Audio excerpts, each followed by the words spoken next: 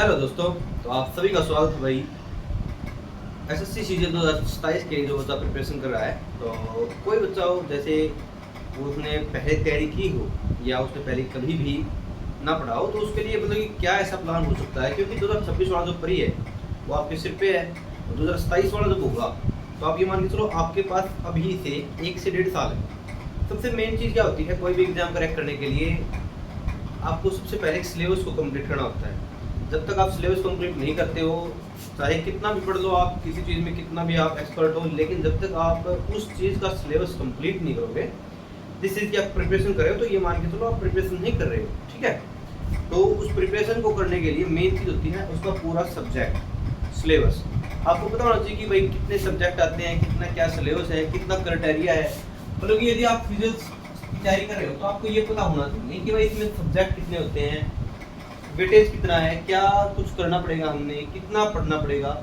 यदि इतना नहीं पता तो हम सिलेक्शन नहीं ले सकते। ठीक है, मेन चीज क्या है, सीजन को क्रैक करने के लिए 3 चीजें होती है। 3 चीजें बेसिक से है। सबसे पहले आपको सिलेबस कंप्लीट करना होता है। Syllabus complete.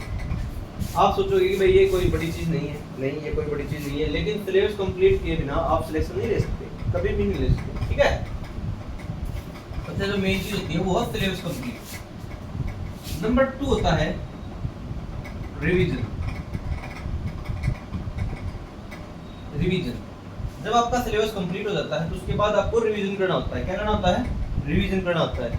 और तीसरे नंबर पे क्या आती है चीजें, आपका मॉक टेस्ट। क्या आता है? आपका मॉक टेस्ट। ये 3 चीजें हैं। इन 3 चीजों से ही आपका सिलेक्शन होता है। कोई भी चीज हो, कोई भी एग्जाम की प्रिपरेशन कर रहे हो तो सबसे पहले आपको सिलेबस कंप्लीट करना पड़ता है, उसके बाद उसका रिवीजन और उसके बाद उसके मॉक टेस्ट। ये मान के चलो ये 3, हम ऐसा कुछ नहीं कह सकते कि भाई इसका वेटेज 70% है, इसका 60% है, इसका 20% है, कुछ नहीं है। इन तीनों का मिक्सचर ही हमारा सिलेबस कंप्लीट करना प्लस रिवीजन करना प्लस मॉक टेस्ट देना, इनसे ही हमारा सिलेक्शन होता है। ठीक है,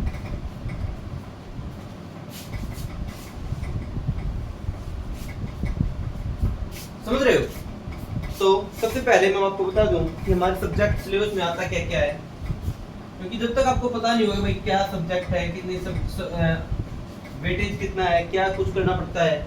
ठीक है, मेन चीज क्या है, यदि आप किसी भी एग्जाम की तैयारी कर रहे हो तो उसमें सबसे पहले आपको ये पता होना चाहिए कि इसमें सब्जेक्ट क्या है। सब्जेक्ट मेन क्या है, इसमें है मैथ, नंबर 2 इंग्लिश, नंबर 3 पे है आपकी जीके और नंबर 4 पे है आपकी रीजनिंग।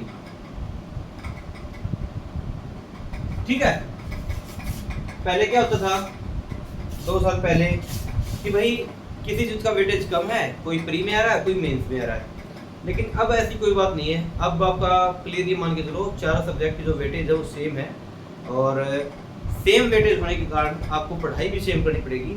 अब तो ये मान के चलो इस साल से क्या किया है, एसएससी ने सेक्शनल मार्क कर दिया है, sectional time limit, sectional time limit. ठीक है, सेक्शनल टाइम लिमिट का मतलब क्या है, आपके मैथ में प्री में, मैं प्री की बात कर रहा हूँ, 15 minute 25 question.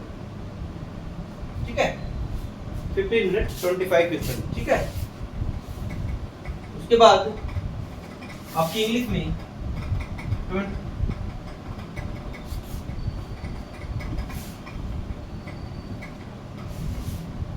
15 minute 25 question,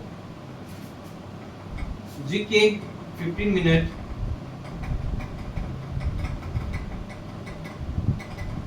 25 question और रीजनिंग में 15 मिनट 25 क्वेश्चन।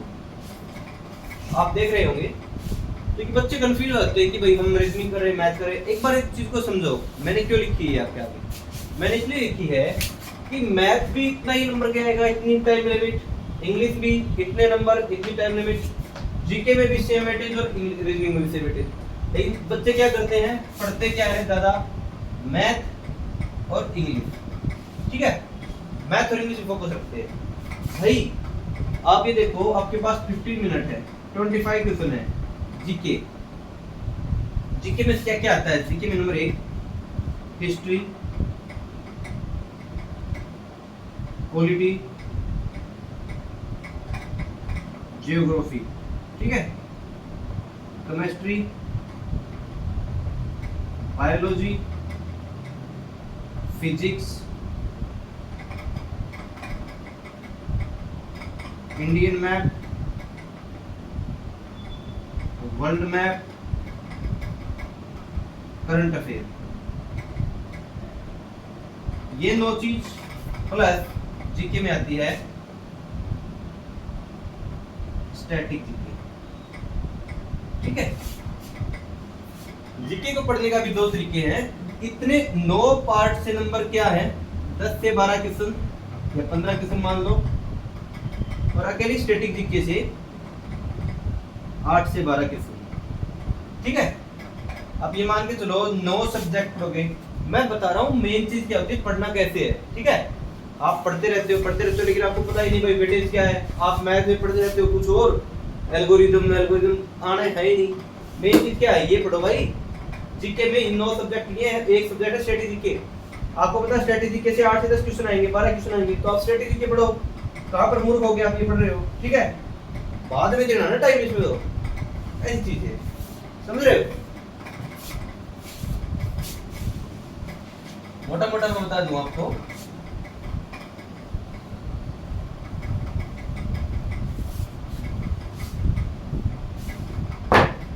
प्रॉपर बताता हूं मैथ को। किस जैसे मैथ है, एक आता है इसमें अरिथमेटिक, एक आता है इसमें एडवांस। दोनों आपको कोई भी बैच परचेज करो, बैच प्लस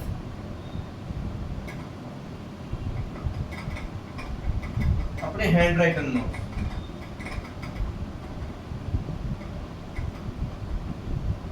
ठीक है। उसी तरीके से इंग्लिश है, वोकैब, कॉम्प्रिहेंशन और ग्रामर। बच्चे क्या करते हैं, पूरा दिन ग्रामर पढ़ते हैं। अरे भाई ग्रामर में क्या आता है, कुछ नहीं आता ज्यादा। वोकैब पढ़ो, कॉम्प्रिहेंशन पढ़ो। वोकैब में आपके idiom, one word substitution, syno, antonym, further word, ठीक है। कॉम्प्रिहेंशन में आपके cloze test, passage, PQRS। Grammar में आपके error, fill in the blank, sentence improvement, लगभग ये। फिर जीके में बात करें, मैं पता है 9 सब्जेक्ट की स्ट्रेटेजी की है, ठीक है। रीजनिंग आपकी आसान आती है, रीजनिंग बैच प्लस नोट्स, ठीक है। ये चीज करनी है आपको। कोई भी चीज कर रहे हो सबसे पहले बैच कंप्लीट करना है।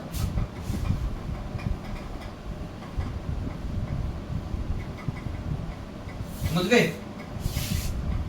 अब आता है मेन चीज, क्या होता है, mock test plus short note.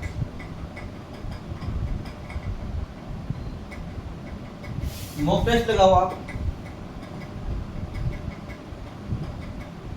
इसका एनालिसिस करो और उसके थ्रू आप क्या करो, शॉर्ट नोट बनाओ, उनको रिवीजन करो, ठीक है। इस तरीके से आप करते जाओ, आपकी कोई भी प्रिपरेशन में कोई दिक्कत नहीं आएगी। आप सभी को बता दूं कि भाई प्रिपरेशन करते वक्त आपको दिक्कत आएगी, लेकिन मैं बताऊं 2027 वाले बच्चों के लिए ये टाइम है आपके पास, और ये मान के चलो लगभग 1 से 1.5 साल है। अभी से आप जुटोगे, सिलेबस कंप्लीट करोगे सबसे पहले, तो आपको फायदा होगा, ठीक है। Thank you.